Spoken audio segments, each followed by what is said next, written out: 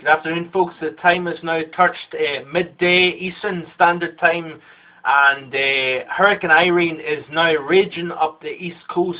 We've seen a landfall earlier this morning around 8 o'clock at Cape Lookout in North Carolina. There was wind gusts reported at 115 miles per hour, and the folks in the eastern part of North Carolina, the combination between North Carolina and Virginia, we've got some 460,000 people without power at the moment.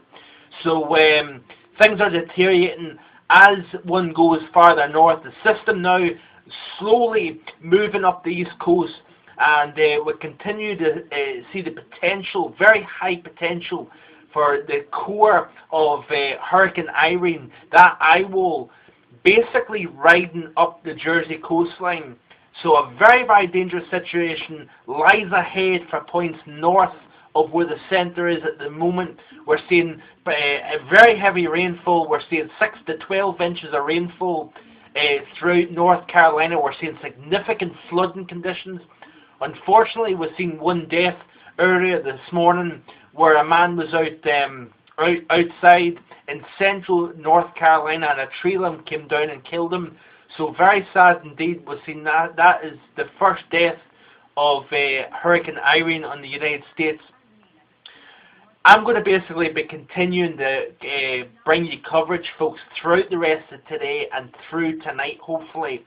I'm going to try and last, and I'm going to try and keep right here and keep you up to speed with the current conditions as conditions continue to deteriorate up through Maryland and Delaware now.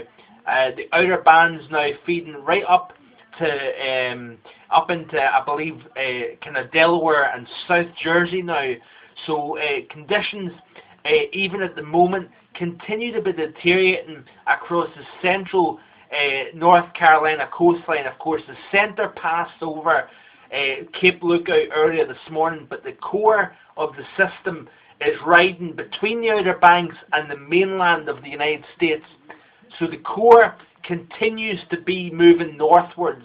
It continues to have a pressure, very low pressure, down to 952 millibars.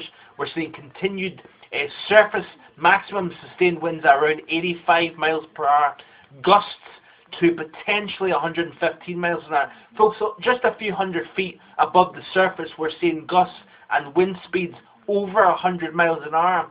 And my concern is, as the system moves northwards and it interacts with a more baroclinic environment, it undergoes that transition between warm core tropical and cold core baroclinic.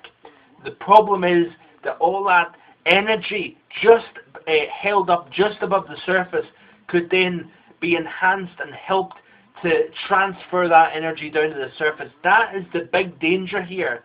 We need to be careful, folks, that we don't think an 85-mile-an-hour hurricane, it wasn't what it was like earlier this morning or a few days ago. The system is still going to cause problems.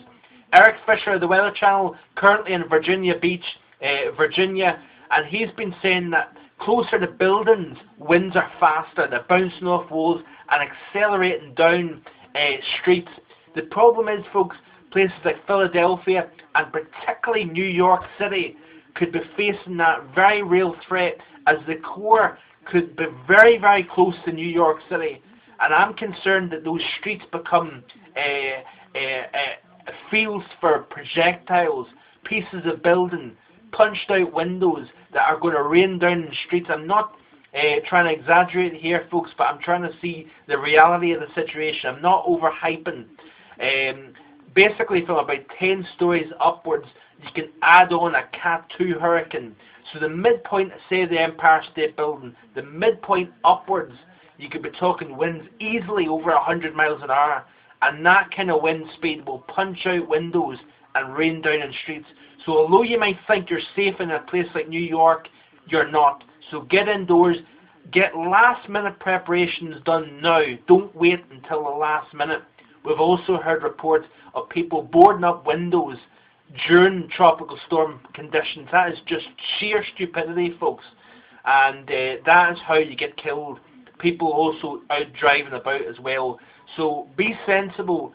and everything. This system is not the biggest in the world, but it can still kill, and that is the biggest thing that we're trying to avoid, is people being stupid, thrill seekers. Be sensible. Listen to what folks in the Weather Channel, AccuWeather, the National Hurricane Centre, your local authorities, listen to what they're saying. They're saying it for a reason. And I'm hoping to have another update within the next hour or so. But stay tuned, folks. I'm going to be right here through the rest of today and tonight. Bye for now.